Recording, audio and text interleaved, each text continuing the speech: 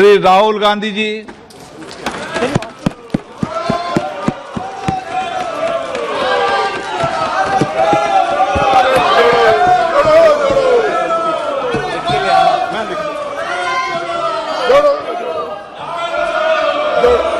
Speaker sir, thank you for allowing me to speak on the President's address. It's an honor for me to be able to speak at this house today.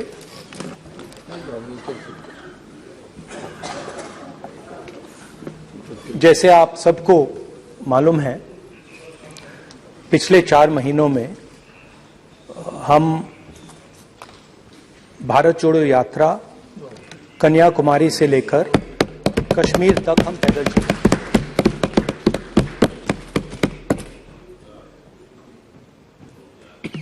3,600 kilometre तकरीबन।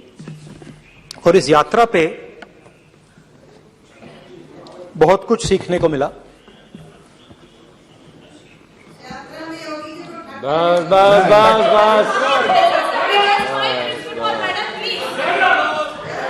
इस यात्रा में बहुत कुछ सीखने को मिला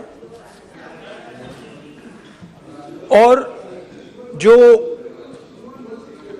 जनता की आवाज, हिंदुस्तान की आवाज है, उसको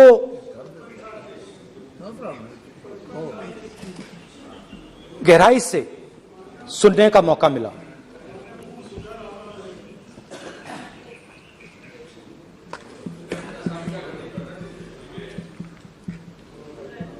शुरुआत में, यात्रा की शुरुआत में मैंने सोचा था कि 3,500 किलोमीटर चलने हैं और मुश्किल है मगर किया जा सकता है।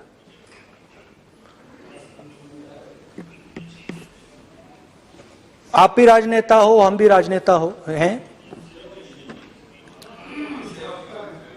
हाँ, सेवक कह लीजिए। और नॉर्मली आजकल की राजनीति में जो हमारी पुराना ट्रेडिशन था पैदल चलने का, वो आजकल हम सब लोग, हम भी आप भी, उस ट्रेडिशन को शायद भूल गए या उसका हम पालन नहीं करते।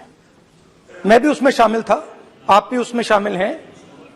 हम सब, कोई गाड़ी में जाता है, कोई हवाई जहाज में जाता है, कोई हेलीकॉप्टर में जाता है, मगर पैदल कम चलते हैं। ठीक है, ठीक है। और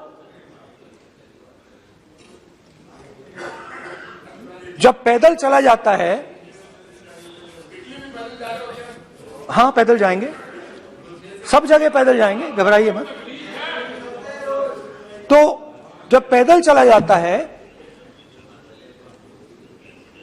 मैं 1 किलोमीटर की बात नहीं कर रहा हूं, 10 की नहीं कर रहा हूं, 25 की नहीं कर रहा हूं, मैं 200-300-400 किलोमीटर की बात कर रहा हूं। जब 200-300-400 किलोमीटर चला जाता है तो शरीर पे दबाव पड़ता है, दर्द होता है, मुश्किल आती है। शुरुआत में चलते वक्त लोगों की आवाज सुन रहे थे हम, मगर हमारे दिल में यह भी था कि हम भी अपनी बात रखें।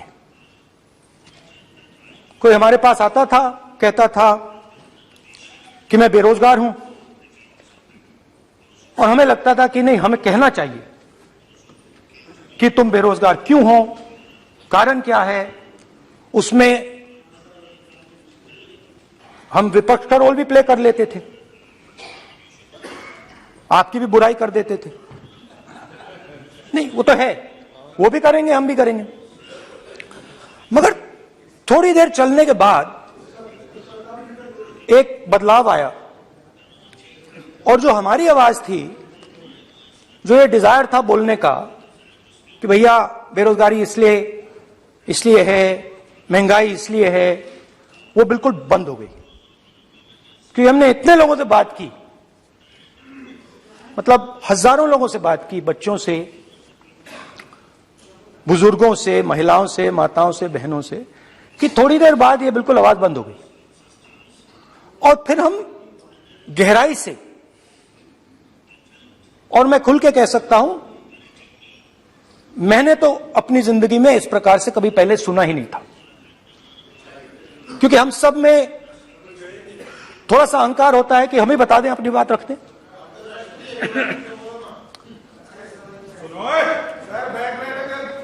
तो आस्ते आस्ते जब हम चले 500-600 किलोमीटर बाद, जनता की आवाज गहराई से सुनाई देने लगी और एक प्रकार से यात्रा, इंडिविजुअल्स नहीं, यात्रा हमसे बोलने लगी। नहीं, गहरी बात है, समझ नहीं आएगा। आप समझने की कोशिश करो। यात्रा हमसे बोलने लगी। 200 किलोमीटर आप चलने की कोशिश करिए, पता चल जाएगा। और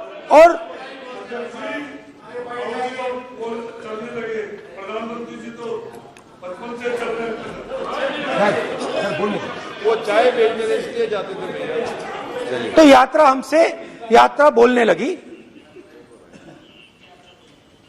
कोई आता था, कहता था, युवक आता था, कहता था मैं बेरोजगार हूं। हम सवाल पूछते थे, क्या पढ़ा आपने? इंजीनियरिंग की, अब क्या करते हो? कोई कहता था मैं बेरोजगार हूं, कोई कहता था मैं उबर चलाता हूं, कोई कहता था मैं मजदूरी करता हूं। किसान आए हजारों। प्रधानमंत्री बीमा योजना की बात की कि हम पैसा भरते हैं, तूफान आता है, आंधी आती है, पैसा गायब हो जाता है।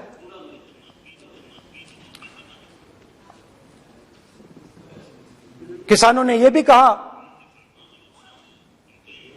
कि हमारी जमीन छीन ली जाती है, हमें सही रेट नहीं मिलता। जमीन अधिग्रहण बिल जो था वो लागू नहीं होता।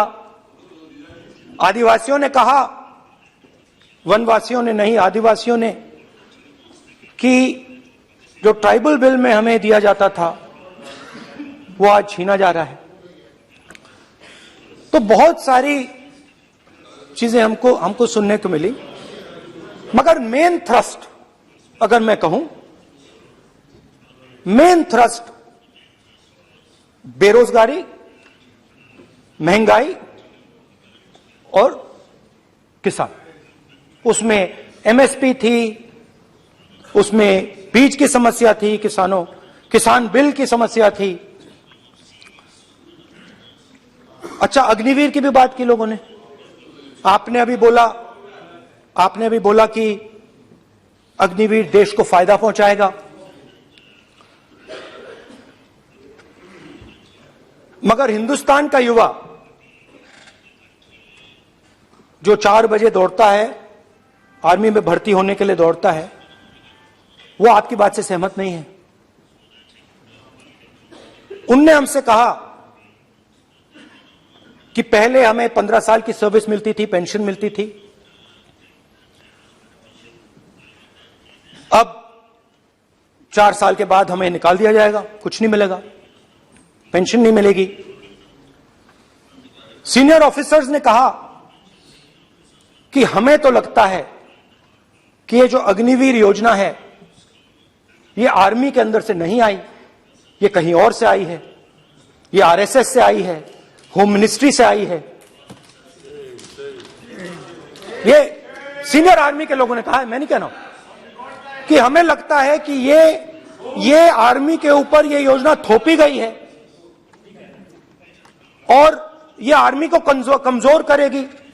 आर्मी के जनरल्स ने हमें कहा, जो रिटायर्ड हैं, उन्होंने हमें कहा, राहुल जी हजारों लोगों को हम हथियार की ट्रेनिंग दे रहे हैं और फिर थोड़ी देर बाद उनको समाज में डाल रहे हैं। बेरोजगारी है, समाज में हिंसा बढ़ेगी।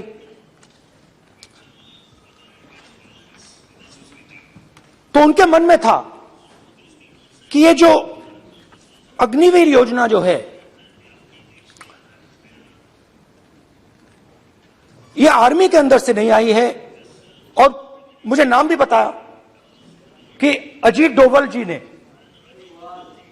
ये योजना आर्मी पे थोपी है। क्यों नहीं ले सकते? क्यों नहीं ले सकते? बिल्कुल ले सकते हैं, पार्लियामेंट में थोड़ी है वो। क्यों नहीं ले क्यों नहीं ले सकते? क्या बात कर रहे हैं? सवाल ये तर्क है, बाद में फिर अडानी के लिए भी यही बोलने वाले हैं, फिर ये तर्क है इनका। तो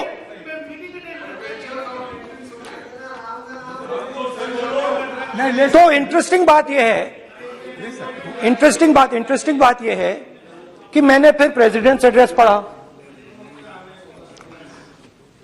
देश के सब युवा अग्निवीर अग्निवीर अग्निवीर अग्निवीर बोल रहे हैं, कह रहे हैं कि ये आर्मी के ऊपर थोपा गया है, हमें नहीं चाहिए। आर्मी के लोग कह रहे हैं हमें नहीं चाहिए। जैसे मैंने कहा, आर्मी को लगता है कि होम मिनिस्ट्री ने इनके ऊपर थोपा है, आरएसएस ने ये उनके ऊपर थोपा है। तो ये आवाजें आ रही हैं। अब मैंने आपका बोलिए, अब बैठिए, कौन सा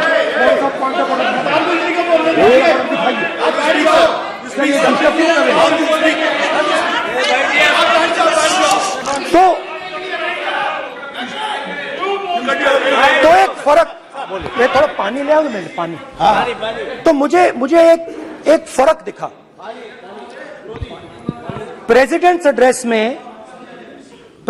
एड्रेस में बहुत सारी चीजें बोली गई। अग्निवीर के लिए एक लाइन थी, एक शब्द, एक बार अग्निवीर शब्द का प्रयोग किया गया और वो भी अग्निवीर योजना हमने दी, उससे ज्यादा कुछ नहीं बोला। कहां से आई, कौन लाया, किसको फायदा होगा, ये नहीं बोला। बेरोजगारी शब्द ही नहीं था उसमें। आपने देखा होगा, बेरोजगारी शब्द ही नहीं था प्रेसिडेंट एड्रेस में। महंगाई शब्द ही नहीं था। तो जो यात्रा में हमें सुनने को मिला, अग्निवीर, महंगाई, किसान, बेरोजगारी, प्रेसिडेंट एड्रेस में था ही नहीं। तो ये मुझे थोड़ा अजीब लगा कि जनता कुछ कह रही है और प्रेसिडेंट एड्रेस में कुछ और सुनाई दे रहा है। अच्छा, एक और चीज हमें बताई गई। तमिलनाडु से लेकर केरला, महाराष्ट्र, मध्य प्रदेश, सब जगह एक नाम सब जगह हमें सुनने को मिला, अदानी। ये नाम पूरे हिंदुस्तान में, केरल में, तमिलनाडु में, महाराष्ट्र, कर्नाटका, हिमाचल, कश्मीर, सब जगह अदानी अदानी अदानी अदानी अदानी।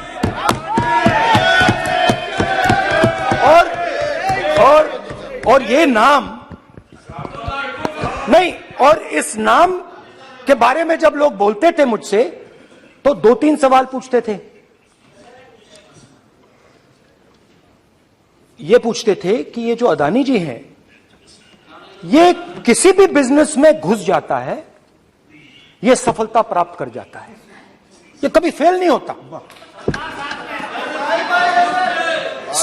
और युवाओं ने मुझसे यह सवाल पूछा कि भाई ये हो क्या रहा है, हम भी सीखना चाहते हैं। मोदी जी ने कहा स्टार्टअप करो, हम भी अदानी जी जैसे बनना चाहते हैं। तो भैया किसी भी बिजनेस में घुस जाओ और एकदम सक्सेस हो जाए। यह पहला सवाल था।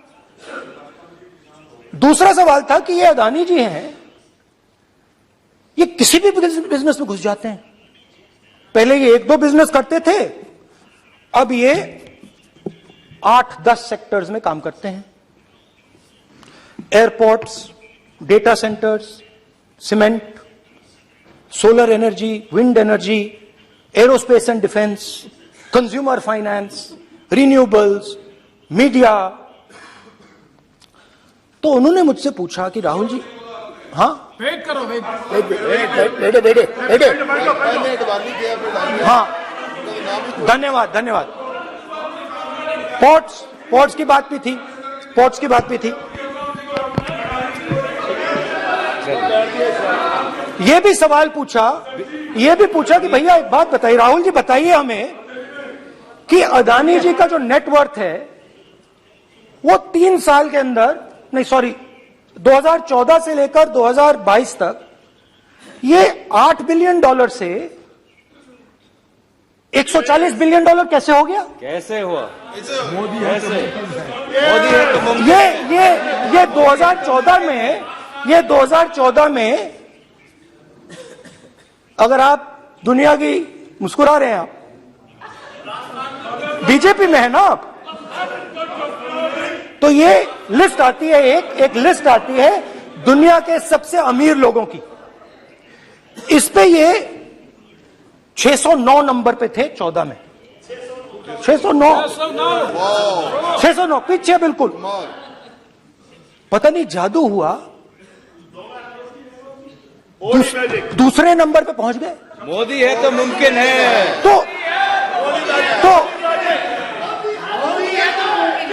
तो मुझसे पूछा यार, बहुत सारे लोगों ने पूछा कि भैया राहुल जी बताइए, हिमाचल में सेब की बात होती है, अदानी जी। कश्मीर में सेब की बात होती है, अदानी जी। पोर्ट्स की बात होती है, अदानी जी। एयरपोर्ट्स की बात होती है, अदानी जी। इंफ्रास्ट्रक्चर, अच्छा हम सड़क पे चल रहे हैं, मैं पूछूं किसने बनाई? अदानी जी। तो लोगों ने यह भी पूछा कि राहुल जी ये जो अदानी जी जो हैं, इनकी सफलता कैसे हुई? Just right it neatly. तो नहीं स्पीकर सर, वो फोटो है सर, वो पोस्टर नहीं है। आप वरिष्ठ सदस्य हैं। मैंने कहा कि 2014 में वो 609 नंबर पे थे, कुछ ही सालों में वो दूसरे नंबर पे पहुंच गए। कैसे पहुंचे? मैं आपको, बहुत सारी इंडस्ट्रीज में काम करते हैं, मैं आपको 2-3 इंडस्ट्रीज का उदाहरण दे देता हूं। एयरपोर्ट इंडस्ट्री की बात, एयरपोर्ट्स की बात करते हैं।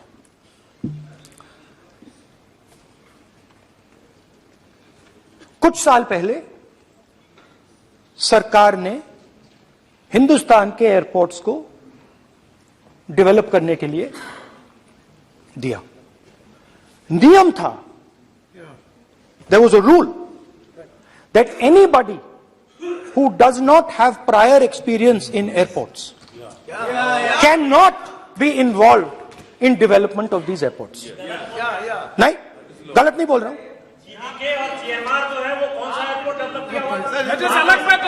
आप बैठ जाइए।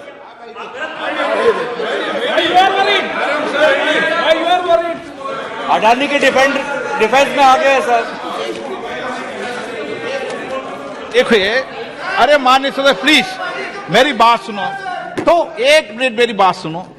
ये एक मिनट बात सुनेंगे।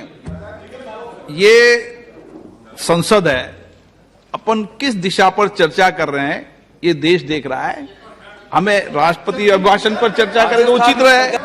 तो आपको तो रूल था, नियम था। हाँ,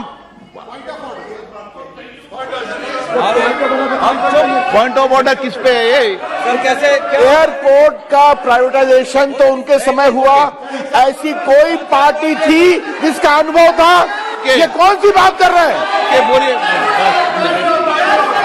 ओके प्लीज ओके, बोलने दे आपको नेता को, तो बोलने दे आपको नेता को। रूल था, प्लीज बोलने दे। रूल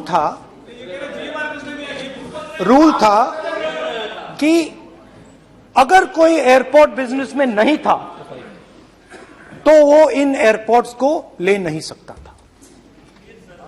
इस रूल को हिंदुस्तान की सरकार ने बदला। किसी ने भी बनाया हो रूल था, बदला है, किसी ने भी बनाया हो रूल था। बदला रूल बनाया किसने बात नहीं है, रूल बदला किसने बात है। रूल बदला गया, अडानी से अडानी किसने किया है, ये पूछते हैं। रूल बदला गया।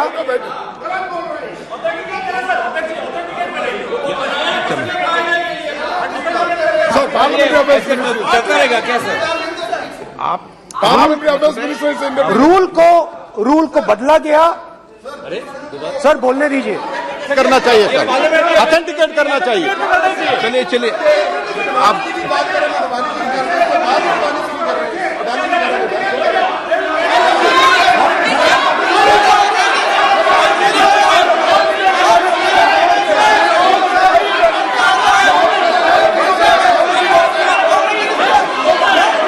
रूल बदला गया सर, स्पीकर सर।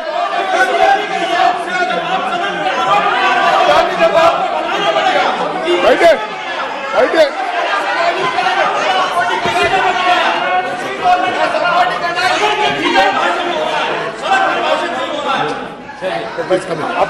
तो ये रूल बदला गया। उस समय मीडिया में इसके बारे में चर्चा हुई थी। रूल बदला गया और अदानी जी को 6 एयरपोर्ट्स दिए गए। उसके बाद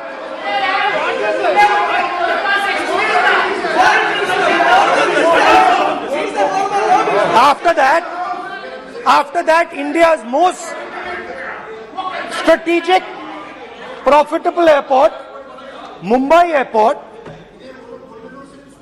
was taken away by GVK, hijacked by using the agencies. The agencies को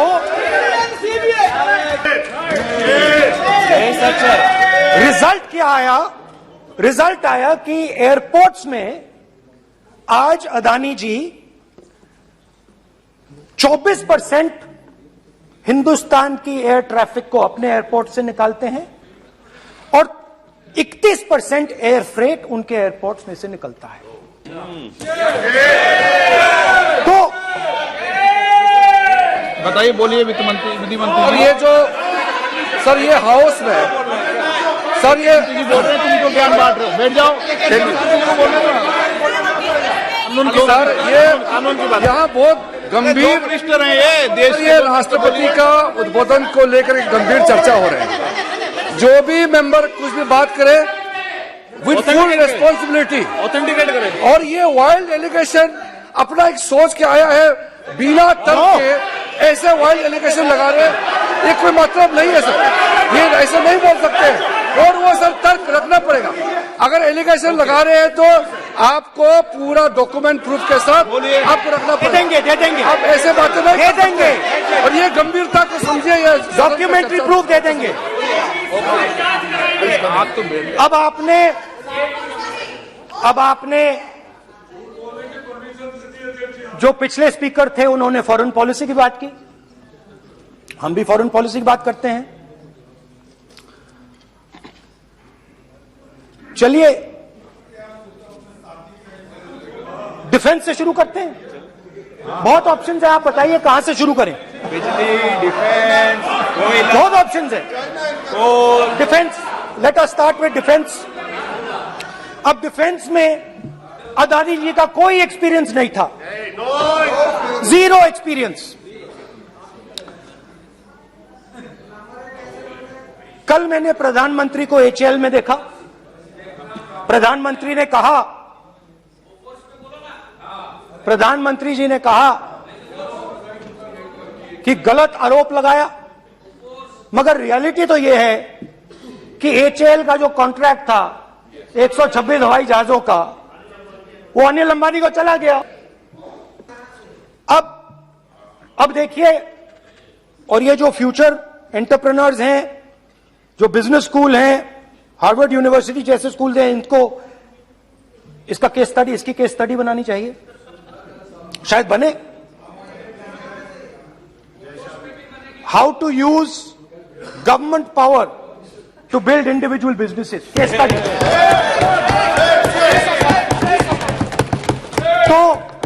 तो अब देखिए अदानी जी की डिफेंस में इंटरेस्ट देखिए।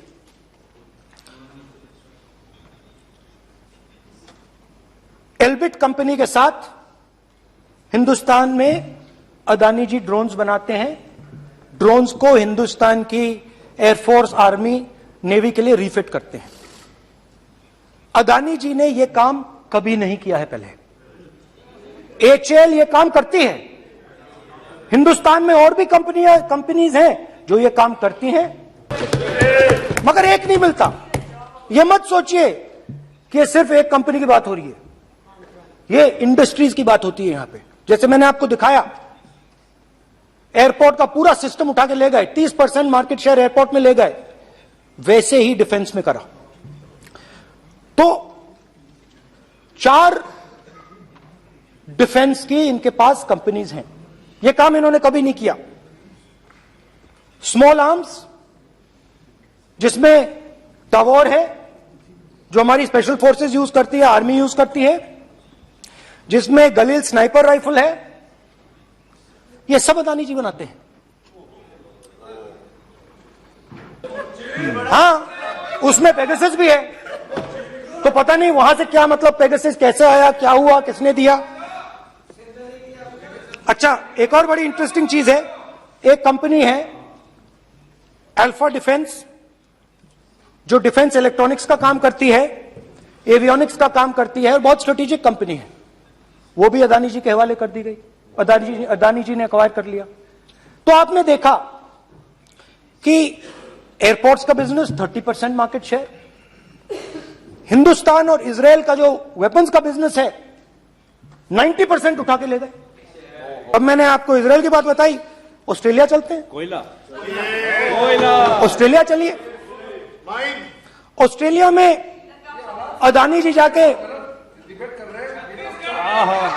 नहीं क्यों, आप तो डिबेट करना चाहते थे, आप ही तो डिबेट करना चाहते थे। आपने बोला था कोई भी विषय पे डिबेट हो, तो हो गया अब डिबेट। अब क्यों डर रहे हो डिबेट से? अब क्यों डर रहे हो डिबेट से? क्यों डर रहे हो? जब हमने जेपीसी की मांग की, आपने बोला सदन में उठाओ। अब क्यों डर रहे हो? अब क्यों डर रहे हो? अब क्यों डर रहे हो? आप चर्चा से क्यों डर रहे हो? चर्चा से डर रहे हो आप? बैठे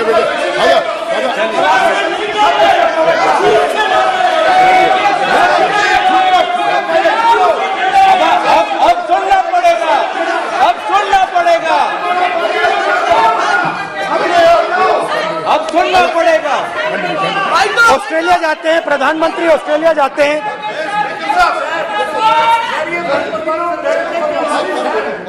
प्रधानमंत्री ऑस्ट्रेलिया जाते हैं। He's got yielding.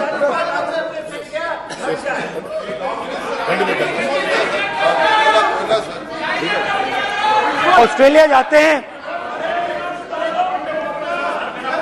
क्या नंबर बताएं? 369।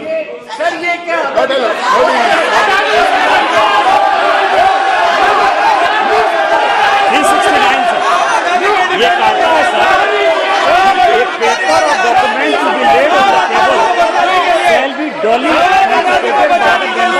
देखिए पूरा सरकार। इन्होंने सर, मैं इनको चैलेंज करता हूं कि जीएमआर और जीबीके, उसको कब एयरपोर्ट का जो है संचालन का अधिकार था और कौन सा रूल है वो कोट करे सर। किस रोल के आधार पर ये, इनको मैं चैलेंज करता हूं, पूरी कांग्रेस पार्टी को चैलेंज करता हूं कि जीएमआर और जीबीके को कौन सा एयरपोर्ट चलाने का लाइसेंस जब दिया तो उनको उसका नॉलेज था। मैं चैलेंज करता हूं पूरी कांग्रेस पार्टी को। जब इन्होंने बिरला को बनाने का दिया, डालमिया को बनाने का दिया, टाटा को बनाने का दिया लाइसेंस, उस वक्त उनको कौन सा मोटर चलाने का अधिकार था सर? ये गलत बयानी कर रहे हैं। मेरा ये कहना है कि आप एलिगेशन प्रधानमंत्री को ऊपर लगा रहे हैं, आप पेपर दीजिए और कौन सा रूल भारत सरकार ने चेंज किया एयरपोर्ट में अदानी के लिए, वो ऑथेंटिकेट कीजिए, नहीं तो इस तरह की बात नहीं कर सकते हैं।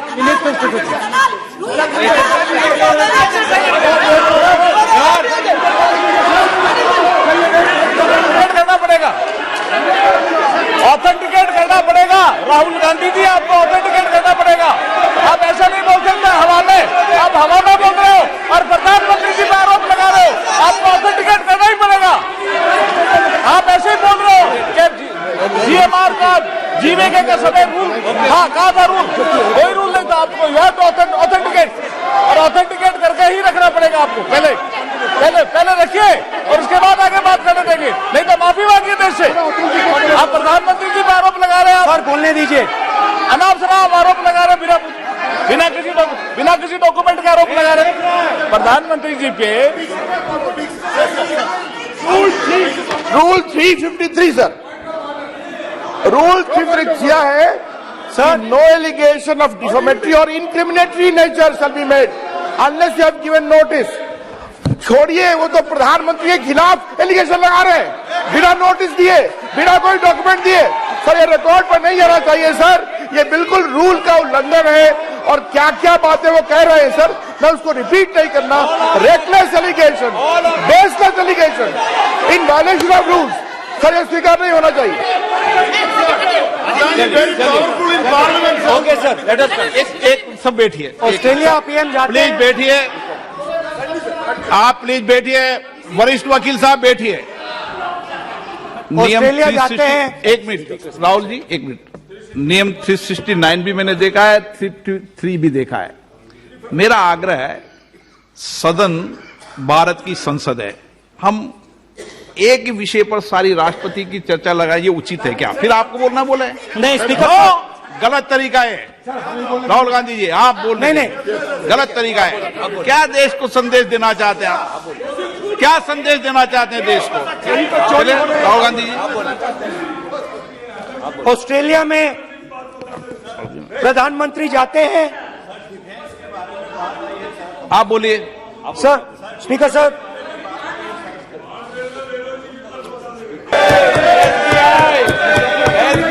जरूरी है सर, इसका भी डॉक्यूमेंट जरूरी है क्या, बताओ। मोदी जी, आपका सरकार के पास है। Sadyr please. उसके बाद मैं उदाहरण दे रहा हूं, पूरी दुनिया में मोदी जी जाते हैं, घूमते हैं, तो मैं बता देता हूं क्या होता है वहां पे। बांग्लादेश में गए, हाँ काम पे ही जा रहे हैं, वही तो बोल रहा हूं, काम पे जा रहे हैं। बांग्लादेश जाते हैं तो ये रही आपकी फॉरेन पॉलिसी। ये हिंदुस्तान की फॉरेन पॉलिसी नहीं है। अब यात्रा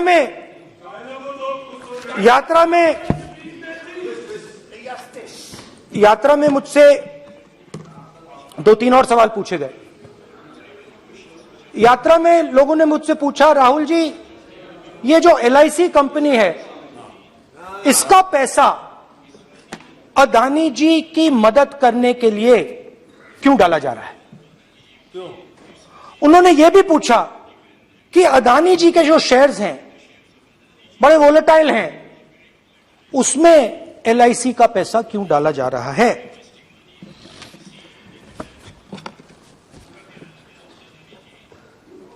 हजारों करोड़ रुपए हिंदुस्तान के पब्लिक सेक्टर बैंक्स अदानी जी को मिलता है। 27,000 करोड़ रुपए SBI, PNB 7,000 crore, bank of Baroda 5,500 crore, ये मैं लिस्ट चलती जाएगी। LIC का एक्सपोजर 36,000 करोड़ रुपए, 3 crore SBI and other PSU bank holders. Money is going to Mr. Adani and to finance.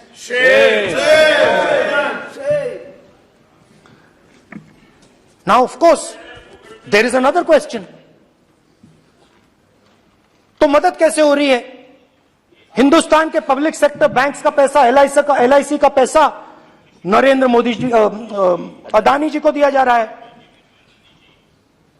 अगर कोई सामने खड़ा हो जाता है, जैसे जीवी के लोग खड़े हुए, ED, CBI एजेंसीज आ जाती है, उनको परे कर देती हैं। तेलंगाना में भी एक पोर्ट का उदाहरण था, आंध्रा, सॉरी, मगर मेन सवाल और सबसे इंटरेस्टिंग सवाल दूसरा है। कुछ दिन पहले ये हिंडनबर्ग रिपोर्ट आई, उसमें लिखा था कि अदानी जी की हिंदुस्तान के बाहर शेल कंपनीज हैं। ये जो शेल कंपनीज हैं, सबसे पहला सवाल है ये हैं किसकी? ये किसकी है मॉरिशस में जो शेल कंपनीज हैं? और ये जो हजारों करोड़ रुपया ये शेल कंपनीज हिंदुस्तान में भेज रही हैं, ये किसका पैसा है? और क्या ये काम अदानी जी फ्री में कर रहे हैं? अब मैं ये सवाल क्यों पूछ रहा हूं? क्योंकि अदानी जी स्ट्रेटेजिक बिजनेसेस में काम करते हैं। अदानी जी हिंदुस्तान के पोर्ट्स को डोमिनेट करते हैं, अदानी जी हिंदुस्तान के एयरपोर्ट्स को डोमिनेट करते हैं, और जैसे मैंने कहा अदानी जी हिंदुस्तान की डिफेंस इंडस्ट्री में बहुत जरूरी रोल प्ले करते हैं। तो मेरा पहला एक छोटा सा सवाल है कि जो शेल कंपनीज हैं, इनके बारे में हिंदुस्तान की सरकार ने कोई सवाल नहीं उठाया? ये कौन लोग हैं, ये किनकी कंपनीज हैं? ये स्ट्रेटेजिक मामला है, पोर्ट्स का मामला है, एयरपोर्ट्स का मामला है, डिफेंस का मामला है, और जो कंपनी इन स्ट्रेटेजिक एरियाज में काम कर रही है उनके बारे में आपको मालूम ही नहीं।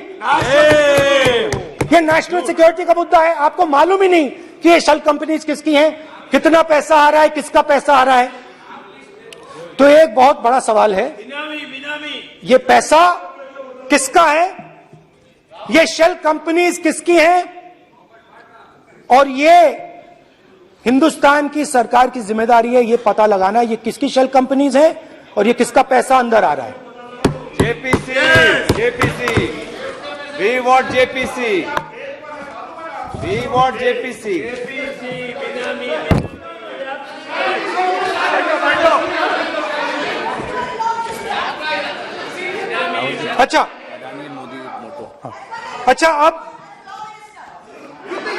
अच्छा अब चलिए छोटा सा बजट के बारे में बता देता हूं। 2022 में अदानी जी अनाउंस करते हैं कि वो $50 बिलियन इन्वेस्ट करेंगे to build the world's largest green hydrogen ecosystem. और इस बजट में बीजेपी की सरकार निर्मला सीतारमण जी कहती हैं हम ग्रीन हाइड्रोजन के लिए बहुत ह्यूज इंसेंटिव्स देंगे, 19,700 करोड़ रुपए हम ग्रीन हाइड्रोजन के लिए देंगे, मतलब अदानी जी को देंगे। जुगलबंदी, नए airport, coastal shipping, horticulture, grain storage, ये सब काम आप कर रहे हैं। तो मेरे सिर्फ कल प्रधानमंत्री जी आज कल भाषण देंगे, मेरे उनसे 2-3 छोटे से सवाल हैं। मेरा प्रधानमंत्री जी से 2-3 सवाल हैं।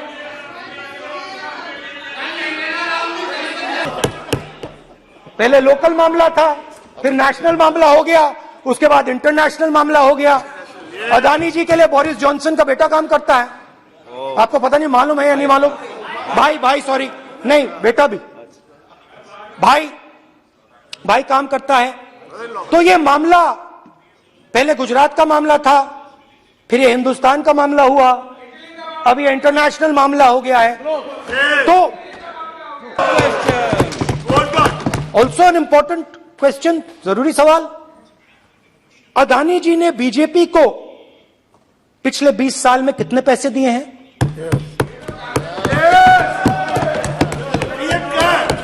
इलेक्टोरल बॉन्ड्स में कितना पैसा दिया है?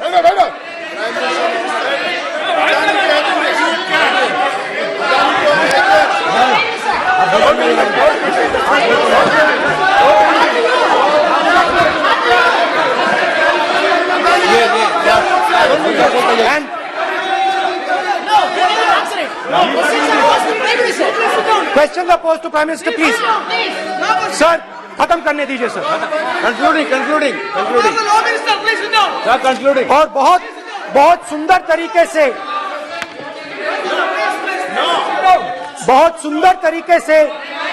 वो चलिए क्या हो रहा है सर?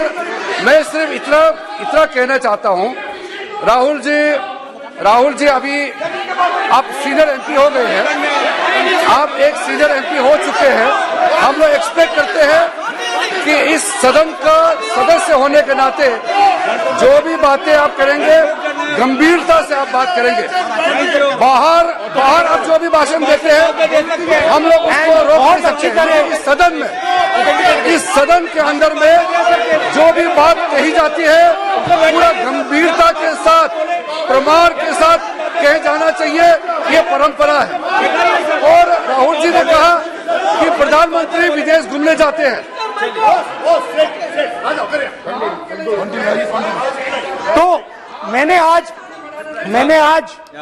वो जो युवाओं ने मुझसे सवाल पूछा था कि अदानी जी की इतनी बिजनेस एक्यूमेंट कहां से आई, इतने अलग अलग सेक्टर्स में अदानी जी ने कैसे सक्सेस प्राप्त की, अदानी जी के बारे में पूरी दुनिया को स्टडी करनी चाहिए, हार्वर्ड यूनिवर्सिटी को स्टडी करनी चाहिए कि पॉलिटिक्स के बीच में और बिजनेस के बीच में कैसा रिश्ता होता है। India is a case study. Now बहुत अच्छी तरह बीजेपी के जो पिछले स्पीकर थे उन्होंने मेरे भाषण को इंकैप्सुलेट किया मेरे लिए बहुत अच्छी तरह। आपने जो मैं सोच रहा था आपने उससे और भी अच्छी तरीके से बोल दिया। Coming together is a beginning. Keeping together is progress. Working together is success. Thank you.